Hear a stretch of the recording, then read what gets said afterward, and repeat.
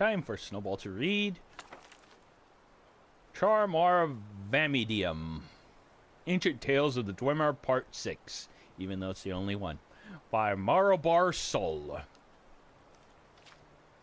After many battles, it was clear who would win the war. The Chimar had great skill in magic and bladery. Yeah, that's what sword skills are, bladery. But against the armored battalions of the Dwemer, clad in the finest shielding wrought by Janago, there was little hope of their ever winning. In the interests of keeping some of the measures of peace in the land, Stahoven, the warlord, agreed to a truce with Carenthil, Barif, the beast. In exchange for the disputed land, Stahoven gave Barif a mighty golem, which would protect the Chimar's territory from excursions of the northern barbarians. Barif was delighted with his gift and brought it back to his camp, where all his warriors gaped in awe of it. Trap, Trojan horse. Sparkling gold in hue, it resembled a Dwemer cavalier with a proud aspect. To test its strength, they placed the golem in the center of an arena and flung magic bolts of lightning at it. Its agility was such that few of the bolts struck it.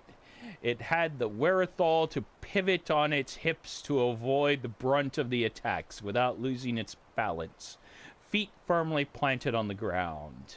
A vault of fireballs followed, which the golem ably dodged, bending its knees and its legs to spin around the blasts. The few times it was struck, it made certain to be hit in the chest and waist, the strongest parts of the body. The troops cheered at the sight of such an agile, powerful creation. Trojan horse! With it leading the defense, the barbarians of Skyrim would never again successfully raid their villages. They named it CHIMARVANDIUM, the hope of the Chimar. Barif has the golem brought to his chambers with all his house thanes, where they tested CHIMARVANDIUM further. Its strength, its speed, its resiliency.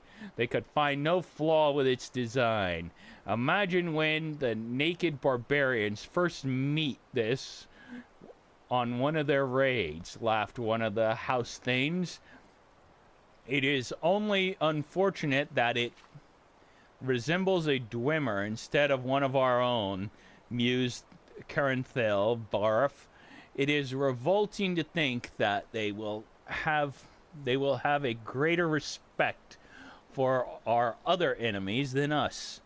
I think we should never accepted the peace terms that we did, said another, one of the most aggressive of the house thanes. Is it too late to surprise the warlord Stoven with an attack? It is never too late to attack, said Barif. But what of his great armored warriors?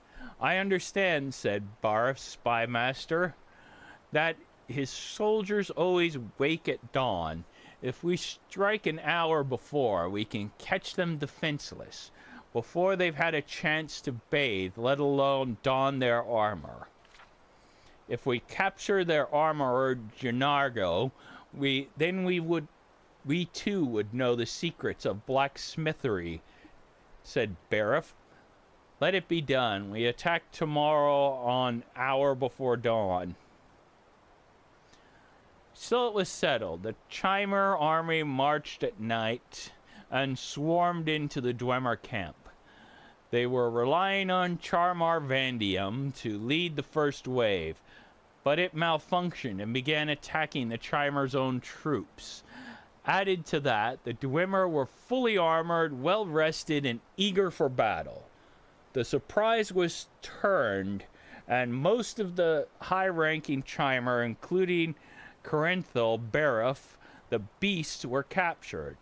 Though they were too proud to ask, Stovin explained to them that he had been warned of their attack by a calling by one of his men.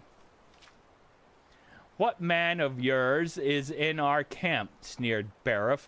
CHIMARVANDIUM, standing erect by the side of the captured, removed his head. Within its metal body was Janago, the armorer. A Dwemer child of 8 can create a golem, he explained, but only a truly great warrior and armorer can pretend to be one. Publisher's note. This is one of the few tales in this collection which can actually be traced to the Dwemer. The wording of the story is quite different from older version in Aldemaris, but the essence is the same. CHIMARVANDIUM may be the Dwemer Nachmarthondams. Damn. This word occurs several times in the plans of Dwemer armor and any monculi, but its meaning is not known. It is almost certainly not hope of the Chimer, however. The Dwemer were probably the first to use heavy armors. It is important to note how a man dressed in armor could fool many of the Chimer in the story. Also note how when the Chimer warriors react, when the story was first told, the armor that covered the whole body must have still been uncommon and new, whereas even then, Dwemer creations like golems and centurions were well known. In a rare scholarly moment, Marabar Sol leaves a few pieces of the original story intact, such as parts of the original tale in Altamaris. A Dwemer of 8 can create a golem, but an 8 of Dwemer can become one. Another aspect of this legend that scholars like myself find interesting is the mention of the calling. In this legend and others, there is a suggestion that the Dwemer race as a whole had some sort of silent and magical communication. There are records of the Sijic order which suggest they too share this secret. Whatever the case, there are no documented spells of calling. The Cyrodiil historian Borguzelis Malir first proposed this as a solution to the disappearance of the Dwemer.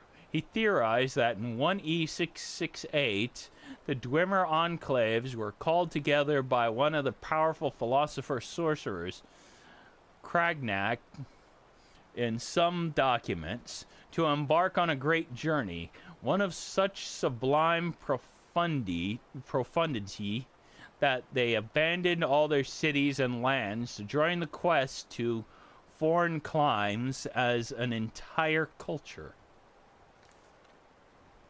CHIMARVANDIUM, which this is the same thing, it's just the regular book of it.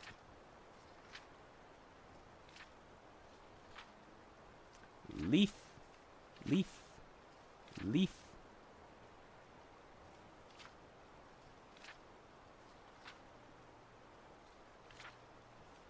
Leaf, leaf.